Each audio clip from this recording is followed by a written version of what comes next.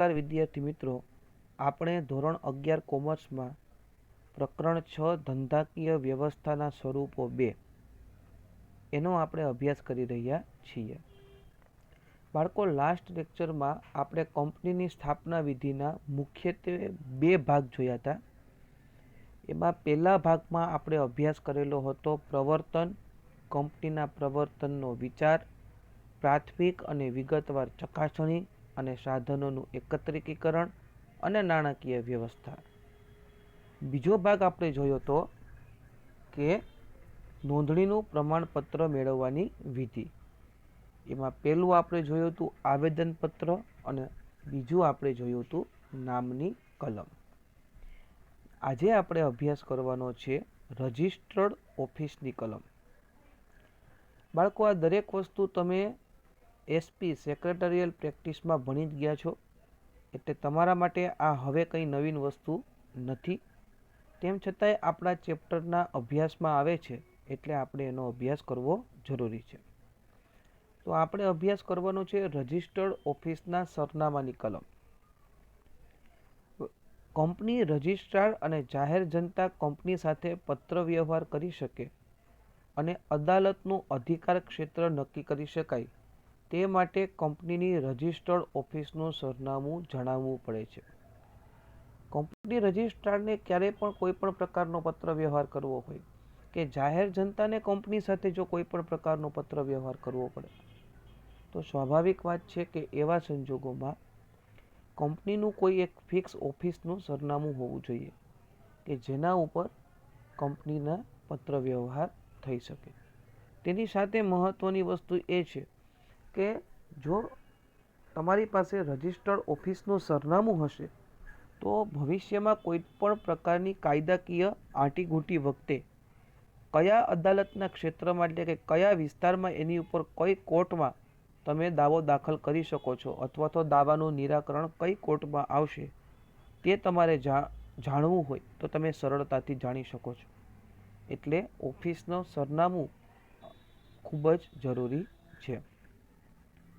ત્યાર પછી ધ્યેય અથવા ઉદ્દેશની કલમ. આવેદનપત્રમાં સૌથી મહત્વની કલમ છે. કંપની કયા ઉદ્દેશ માટે અને કયો ધંધો કરશે તે આ કલમમાં જણાવવામાં આવે છે.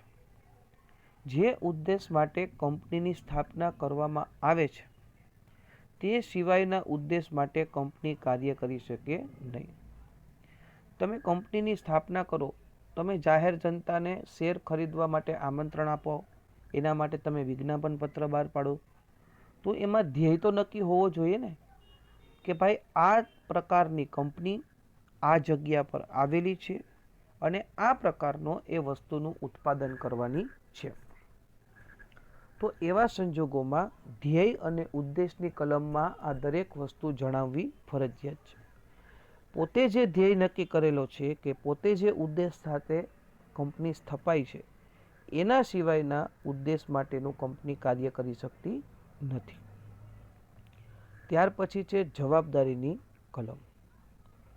કંપનીના સભ્યોની જવાબદારી મર્યાદિત છે, અમર્યાદિત છે કે બાંહેધરીથી મર્યાદિત છે તેનો ઉલ્લેખ આ કલમમાં કરવામાં આવે છે.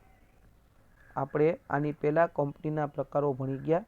એમાં મર્યાદિત જવાબદારીવાળી કંપની, અમર્યાદિત જવાબદારીવાળી કંપની અને બાંહેધરીથી સ્થપાયેલી કંપની, આ દરેક વસ્તુનો આપણે અભ્યાસ કરી ગયા છીએ.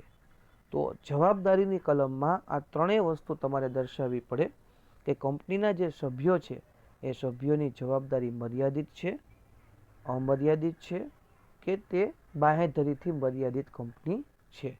આનો ઉલ્લેખ જવાબદારીની કલમમાં કરવામાં આવે છે. એક જ વ્યક્તિની કંપનીના કિસ્સામાં મૂળ વ્યક્તિના મૃત્યુ કે કરાર કરવાની અસમર્થતાને કારણે બીજી વ્યક્તિ તરીકે કોનું નામ દાખલ કરવામાં આવશે તેનો ઉલ્લેખ કરવામાં આવે છે. આપણે એક વ્યક્તિ કંપની ભણી ગયા આ જ પ્રકરણમાં.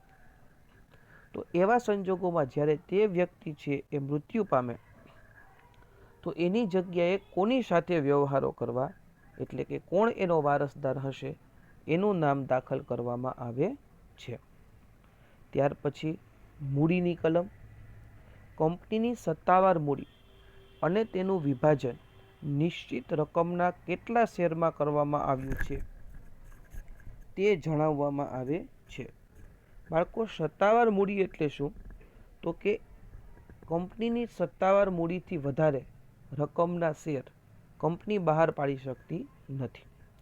જો એને બહાર પાડવા હોય તો એને સેબીની પરમિશન લેવી પડે છે. અને આ જે મૂડી છે એ મૂડીનું કયા પ્રકારના શેરમાં કેવી રીતે ભાગ કરવામાં આવ્યા છે અને કયા શેરને કેટલા શેરમાં વિભાજિત કરવામાં આવ્યા છે, આ દરેક વસ્તુ મૂડીની કલમમાં તમારે દર્શાવવી પડે છે. ત્યાર પછી છે સ્થાપનાની કલમ. જાહેર કંપનીમાં ઓછામાં ઓછી 7 અને ખાનગી કંપનીમાં ઓછામાં ઓછા 2 સભ્યોએ તેમની સહી સાથે કંપનીની સ્થાપના કરવા ઈચ્છે તેવું નિવેદન આપવું પડે છે. કંપનીની સ્થાપના કરવી છે તો કોઈ લેખિત પુરાવો તો હોવો જોઈએ ને. તો જાહેર કંપની જો હોય તો એમાં ઓછામાં ઓછી કેટલી વ્યક્તિ? 7. અને જો ખાનગી કંપની હોય તો એમાં ઓછામાં ઓછા 2 સભ્યોએ તેની સહી કરી અને કંપનીની સ્થાપના કરવા ઈચ્છે છે એવું લેખિત કરારનામું આપવું પડે છે અને એને કહે છે સ્થાપનાની કલમ. ત્યાર પછી બીજો ભાગ જે છે એ છે નિયમન પત્ર. હવે નિયમન પત્ર એટલે શું એ આપણે જોઈ લઈએ.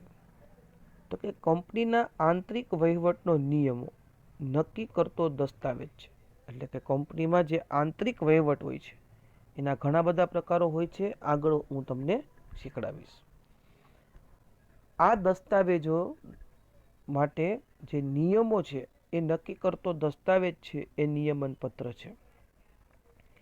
આવેદન પત્રની મર્યાદામાં રહીને નિયમન પત્રમાં કંપનીનો વહીવટ ચલાવવા માટે નિયમો જણાવવામાં આવે છે. એટલે એને શું કહે છે? તો કે નિયમન પત્ર. બરાબર. આવેદન પત્ર છે એ કંપનીનો પાયાનો દસ્તાવેજ અને કંપનીનું મૂળભૂત બંધારણ છે. બરાબર. અને નિયમન પત્ર છે એ આવેદન પત્રની મર્યાદામાં રહીને કંપનીનો વહીવટ ચલાવવા માટેના નિયમો એની અંદર હોય છે. આવેદન પત્રમાં તો શું હોય કે એ કંપનીનો મૂળભૂત દસ્તાવેજ છે. નિયમન પત્ર છે એ આવેદન પત્રમાં જે વસ્તુ નક્કી કરેલી છે એની મર્યાદામાં રહીને વહીવટ કેવી રીતે ચલાવવો એ માટેની જરૂરિયાત જે છે એ કોની હોય છે? નિયમન પત્રની. તેમાં સભ્યોના અધિકારો, શેર હપ્તા એટલે કે હપ્તાથી શેર મંગાવવા તો કેવી રીતે મંગાવવા, શેર જપ્તી એટલે કે કોઈ વ્યક્તિ શેરની રકમ ન ભરે તો એના શેર જપ્ત કરવા, સંચાલક મંડળની સત્તા એટલે કે સંચાલક મંડળો જે છે એને કઈ કઈ પ્રકારની સત્તા આપવામાં આવશે વગેરેનો સમાવેશ કરવામાં આવે છે. આવેદન પત્ર અને નિયમન પત્રની નોંધણી થવાથી બંને દસ્તાવેજો જાહેર દસ્તાવેજો બને છે. બરાબર. એની નોંધણી આપણે રજિસ્ટર્ડ ઓફિસમાં કરાવવી પડે એટલે પછી એ દસ્તાવેજ છે આવેદન પત્ર અને નિયમન પત્ર એ જાહેર જનતા માટે ખુલ્લા મૂકી શકાય છે. ત્યાર પછી છે ત્રીજો મુદ્દો, સંચાલકોની યાદી. સંચાલક તરીકે કામ કરવા તૈયાર હોય તેવી વ્યક્તિઓની યાદી, તેમના નામ, સરનામા, તેમની ઉંમર, તેમનો વ્યવસાય, તેમની રાષ્ટ્રીયતા સાથે કંપની સમક્ષ નોંધાવવી પડે છે. કંપની રજિસ્ટ્રાર છે એની પાસે તમારે આ દરેક વ્યક્તિનું નામ, સરનામું, આ દરેક વસ્તુ છે એ તમારે નોંધાવવું પડે છે. કંપનીના સંચાલકોમાં ઓછામાં ઓછી એક વ્યક્તિ મહિલા સંચાલક હોવી જોઈએ. જે કોઈ પણ તમે સંચાલક મંડળની યાદી મોકલો કંપની રજિસ્ટ્રાર સમક્ષ, તમે એની નોંધણી કરાવો, એની અંદર ઓછામાં ઓછી એક મહિલા કર્મચારી હોવી ફરજિયાત છે. ત્યાર પછી સંચાલકોની લેખિત સંમતિ. તમે જ્યારે કંપની રજિસ્ટ્રાર સમક્ષ સંચાલકોના નામની યાદી મોકલો છો તો સાથે સાથે સંચાલકોની તો સંમતિ હોવી જોઈએ ને. કોઈ પણ વ્યક્તિ ગમે તેનું નામ લખીને ત્યાં રજીસ્ટર કરાવી દે એવું ન ચાલે. પણ આપણે સંચાલકોની યાદીમાં શું જોયું કે સંચાલક તરીકે કામ કરવા માટે જે વ્યક્તિઓ તૈયાર હોય. હવે સ્વાભાવિક વાત છે કે જે વ્યક્તિ સંચાલક તરીકે કામ કરવા માટે તૈયાર છે તો એમ તો કોઈ પણ વ્યક્તિ ગમે તેનું નામ લખીને મોકલાવી દે. પણ એટલા માટે કંપનીમાં આ વસ્તુની જોગવાઈ કરેલી છે કે સંચાલકની યાદી તમે મોકલો તો એમાં સંચાલકોની લેખિત સંમતિ પણ હોવી જોઈએ. એટલે શું? તો કે જેમનું નામ સંચાલક તરીકે દર્શાવવામાં આવ્યું હોય તેઓ સંચાલક તરીકે કામ કરવા તૈયાર છે તેવી લેખિત સંમતિ એને આપવી પડે છે. બરાબર? જેથી કરીને ભવિષ્યમાં કોઈ પણ વ્યક્તિ એવું ન કહી શકે કે મારી ધ્યાન બહાર આ વસ્તુમાં મારું નામ લખેલું છે. ત્યાર પછી અન્ય કંપનીમાં હિત અંગેની જાહેરાત. કંપનીના સંચાલકો, મેનેજર, સેક્રેટરી કે ભરણું ભરનાર જો બીજી કંપની સાથે હિત સંબંધ ધરાવતી હોય તો તે અંગેનું નિવેદન નોંધાવવું પડે છે. એટલે કે કંપનીમાં સેક્રેટરી તરીકે કોઈ વ્યક્તિ હોય કે મેનેજર તરીકે કોઈ વ્યક્તિ હોય કે કોઈ વ્યક્તિ સંચાલક મંડળમાં એનું નામ હોય તો આ સિવાયની કઈ કઈ કંપનીઓમાં એ હિત ધરાવે છે, એટલે કે આ સિવાયની બીજી કઈ કઈ કંપનીઓમાં એ સેક્રેટરી તરીકે કે મેનેજર તરીકે કે સંચાલક મંડળમાં કાર્યભાર સંભાળે છે, એ અંગેની સ્પષ્ટતા એને અહીં કરવી પડે છે, જે ફરજિયાત છે. ત્યાર પછી છઠ્ઠો મુદ્દો છે કાયદા પાલનની જોગવાઈનું નિવેદન. કારણ કે કંપની છે એ કાયદા દ્વારા અસ્તિત્વમાં આવેલી વસ્તુ છે. એટલે કાયદાની જે જોગવાઈઓ છે એ કાયદાની જોગવાઈઓનું પાલન છે એ તો એને કરવું જ પડશે. એટલે છઠ્ઠો મુદ્દો છે કાયદાના પાલનની જોગવાઈનું નિવેદન. કંપનીની નોંધણી માટેની ઉપયુક્ત બધી જ કાયદાકીય જોગવાઈઓનું પાલન કરવામાં આવ્યું છે તે અંગેનું નિવેદન નિયત ફોર્મમાં કંપની રજિસ્ટ્રાર સમક્ષ નોંધાવવું પડે છે. અને તમે નોંધણી કરાવો એટલે એના ઉપરથી સ્પષ્ટ થાય કે કંપની ધારામાં જે કોઈ પણ જોગવાઈ છે એ દરેક જોગવાઈનું પાલન તમે કરેલું છે એવી એક બાહેધરી તમે આની અંદર આપો છો, જેનું ફોર્મ નિશ્ચિત હોય છે. એ ફોર્મ કમ્પ્લીટ કરી અને કંપની રજિસ્ટ્રાર સમક્ષ તમારે નોંધાવવું પડે છે. ઉપરના દસ્તાવેજો સાથે જરૂરી નોંધણી ફી પણ ભરવી પડે છે. કંપની રજિસ્ટ્રાર દસ્તાવેજોની ચકાસણી કર્યા બાદ જો દસ્તાવેજો સંતોષકારક માલુમ પડે તો તેની નોંધણી કંપનીના ચોપડામાં કરે છે. અને કંપનીઓનો જે ચોપડો છે એમાં કંપની રજિસ્ટ્રાર છે એ કંપનીનું નામ નોંધે છે, પરંતુ દરેક દસ્તાવેજોને ચકાસે છે. આ વિધિ પૂર્ણ થયા બાદ રજિસ્ટ્રાર સમજો નોંધણીનું પ્રમાણપત્ર આપે છે.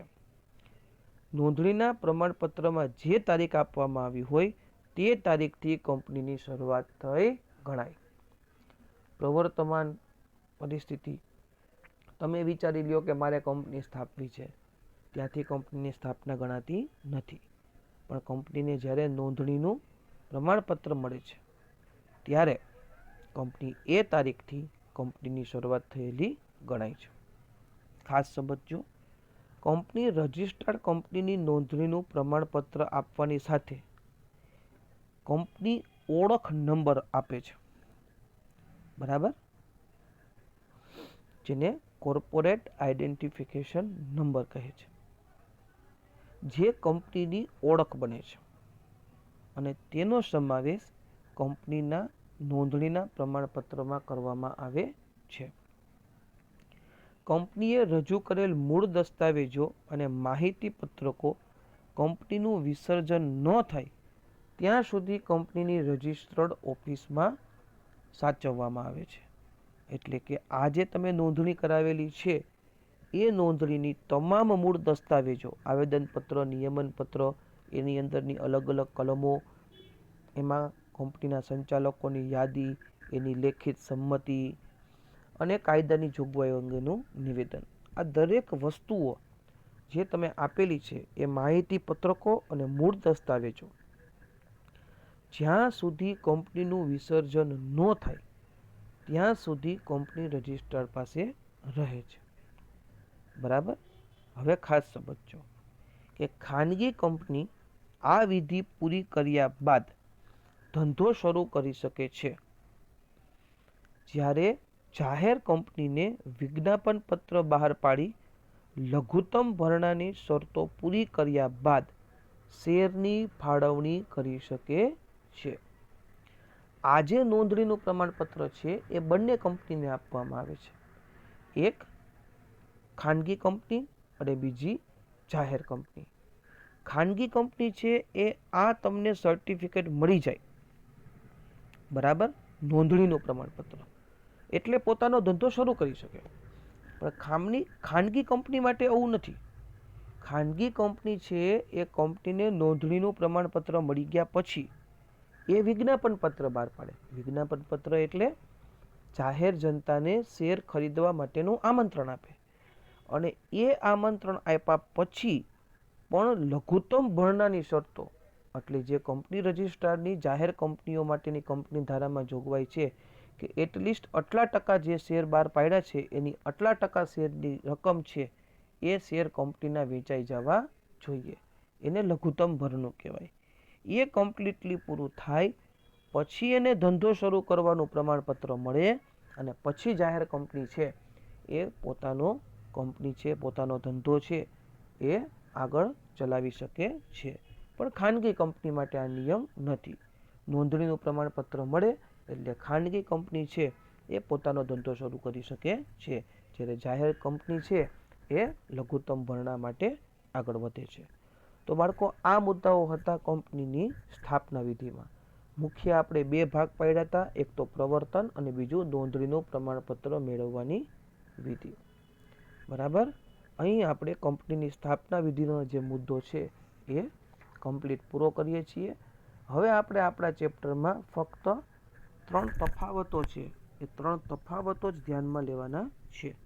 એ સિવાય આપણું આ 6થું પ્રકરણ છે એ કમ્પ્લીટલી પૂરું થઈ ગયું. તફાવતોમાં ભાગીદારી પેઢી અને કંપની વચ્ચેનો તફાવત છે, ખાનગી કંપની અને જાહેર કંપની વચ્ચેનો તફાવત છે, સહકારી મંડળી અને કંપની વચ્ચેનો તફાવત છે. એ ખૂબ જ સહેલા મુદ્દાઓ છે, પણ એ તફાવતો તમને ક્યારે આવડે કે જ્યારે તમે અત્યાર સુધીનું તમને જે આ વસ્તુ કમ્પ્લીટ કરાવેલી છે એ તમે વ્યવસ્થિત રીતે વાંચી જાઓ. જો તમે એક વખત વાંચી જશો તો તફાવતના મુદ્દાઓ છે એ તમારા માટે સમજવા ખૂબ જ સહેલા પડશે, કારણ કે દરેક વસ્તુનું આપણી પાસે નોલેજ હોય કે ખાનગી કંપનીમાં કેટલા વ્યક્તિ હોય, જાહેર કંપનીમાં કેટલા વ્યક્તિ હોય, સહકારી મંડળીમાં કઈ સિસ્ટમ છે, આપણે બધું ભણી ગયા છીએ. તો આ જે તફાવતો છે એ આપણે હવે પછીના નેક્સ્ટ લેક્ચરમાં ભણશું. ત્યાં સુધી આવજો.